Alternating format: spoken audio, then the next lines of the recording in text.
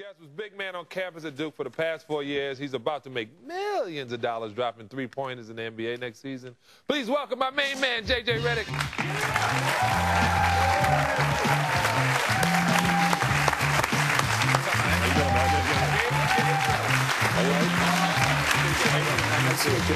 This guy's been the star of ACC Sunday Night Hoops.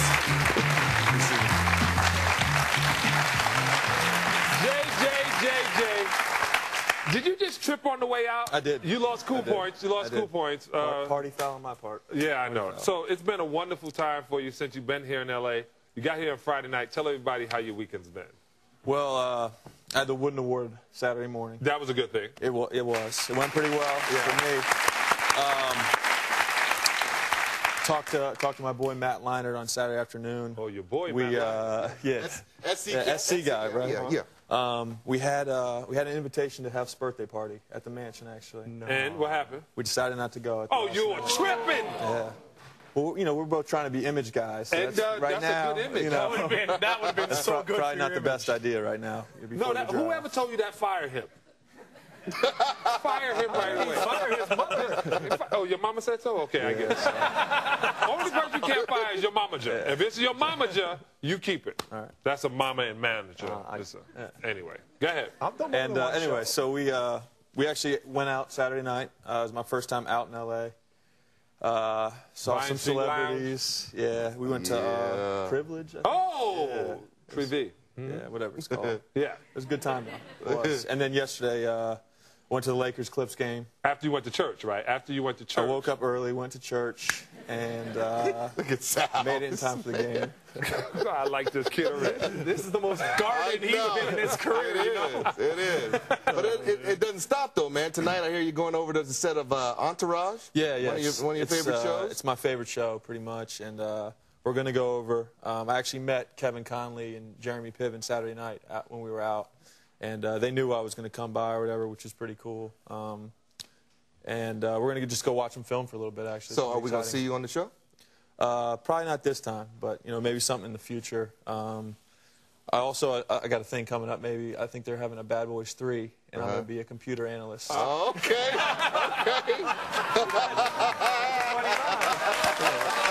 steal your job. You know what I mean? Is Sal going to give you those thick glasses to wear? Yeah. Let me get this right. You're going to hang out, Entourage your favorite show, and you won't go to Playboy Mansion. Boy, you got your priorities mixed up. But did you hear him, though? I got this thing going on. Yeah, I got this thing. Yeah, I got a thing going on. All right. Well, I'm going to give you some rookie advice. Since I was a rookie a long time ago, enjoy all of this, because in October, the rookie hazing is going to start. I've heard. Are you ready for that? To be honest with you, I'm a little scared about everything. It's just I'm stepping into a new world. At Duke, our days are just, micromanaged out to the minute. So it's going to be a big adjustment for me. Okay. Is it kind of like one-on-one with Robbie Benson? Is that what it was like at Duke? And now you're going into the real world in the NBA. I'm just kidding. He's 20 years old. The movie came out 26 years ago. Who is Robbie Benson? I have no idea. No, it's a big-time basketball program. Now you're going into the NBA. But are you ready to go into the NBA? I mean, you've done everything you could do in college. I am. The only thing I didn't do in college was win a national championship, and that's a disappointing thing. But looking back on my career, I'm very happy with what I did. I accomplished a lot. I won a lot of games, and I'm ready to move forward. I am. I have the pleasure of being the host of ACC Sunday Night Hoops, JJ. So I've had you as our star for the last number of seasons. The night you broke the record at Duke, and Johnny Dawkins was there. Is that as memorable a night, or the most memorable night that you had in your career because you weren't able to get the national title?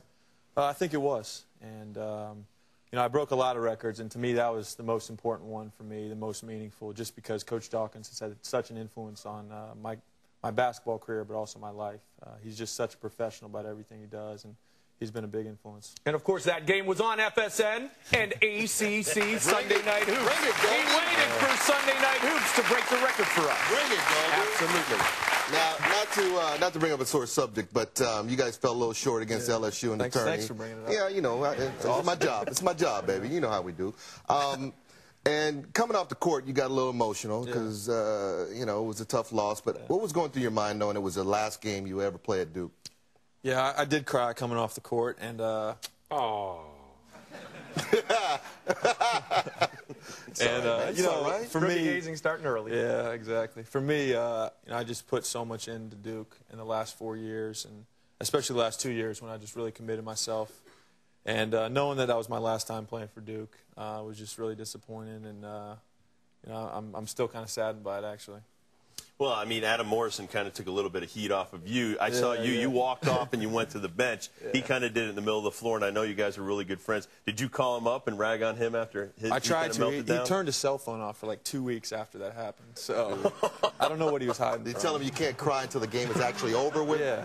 There's still time left on the clock. They're only down like 3 points, and he's crying already. I don't know. Man, look at this. No, man, he was. No, actually, I can't really dog him. You know, he had an unbelievable season, and like myself, he just put so much into Gonzaga. And I know a lot of people are talking about his decision coming up, whether or not he's going pro. But really, he gave so much to Gonzaga that no matter what he decides, those people should always be proud of him. Yeah.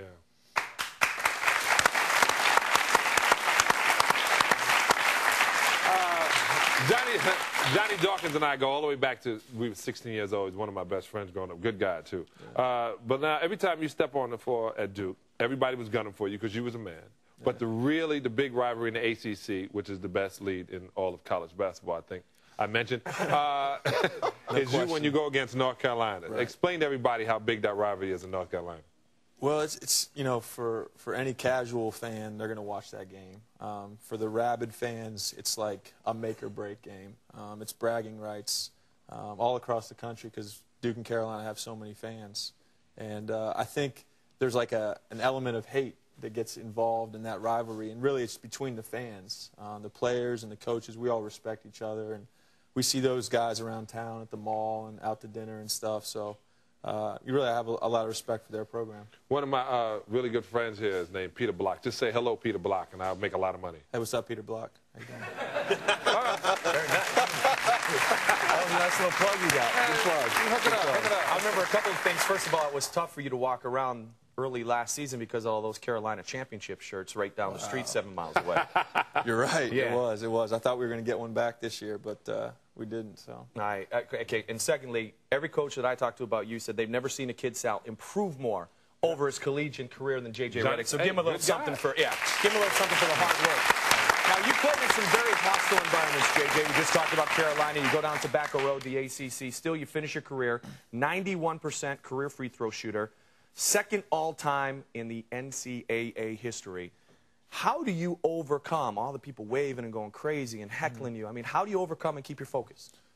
I think the biggest thing is you just have to focus on the basket. You know, I can get caught up and start looking in the stands and see all the different signs, things that, like, J.J. drinks his own pee.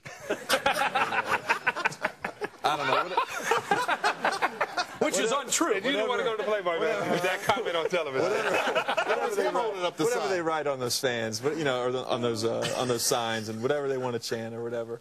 But you just got to focus on the basket, and it's just an element of concentration. I told Rodney, man. I said, I'm going to the Duke game. I'm writing a sign that said, J.J. drinks his own pee.